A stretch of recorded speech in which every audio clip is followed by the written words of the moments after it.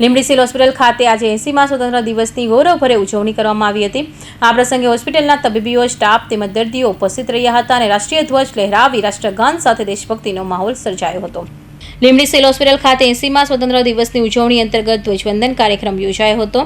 Hospital staff, GISF guard સહિતના દર્દીઓ અને 108ના કર્મચારીઓ પણ રાષ્ટ્રીય પર્વની ઉજવણીમાં જોડાયા હતા। ત્યારે હોસ્પિટલ અધિક્ષક કરણસિંહ વાળાના હસ્તે રાષ્ટ્રધ્વજ વંદન કરવામાં આવ્યું હતું। આજના આ પવિત્ર પર્વ નિમિત્તે દેશભક્તિ ગીત સહિત ઉપસ્થિત દેશપ્રેમીઓ દ્વારા વક્તવ્યના માધ્યમથી દેશની એકતા અને અખંડિતતાનો સંદેશ આપ્યો હતો। સિવિલ હોસ્પિટલના અધિક્ષક કરણસિંહ વાળાના માર્ગદર્શન હેઠળ તેમજ RMOના ધ્યાનેશ જોશીના નેતૃત્વના કાર્યક્રમનું આયોજન કરવામાં આવ્યું હતું। ઉપસ્થિત સૌએ રાષ્ટ્રીય ધ્વજને સલામી આપી દેશની એકતા અને અખંડિતતાને સંદેશ આપ્યો હતો। આ પ્રસંગે હોસ્પિટલ પરિસરમાં દેશભક્તિના માહોલ વચ્ચે સ્વતંત્ર દિવસની ઉજવણી કરવામાં આવી હતી। તેમજ વર્ષ દરમિયાન સારી કામગીરી કરનાર સ્ટાફ, કર્મચારીઓ સહિત વર્ગ 4ના કર્મચારીને કોમેન્ટ આપી સન્માનિત કરવામાં આવ્યા હતા।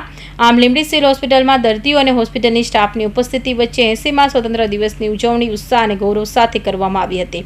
કલ્પેશ વાઢેર, સુરેન્દ્રનગર।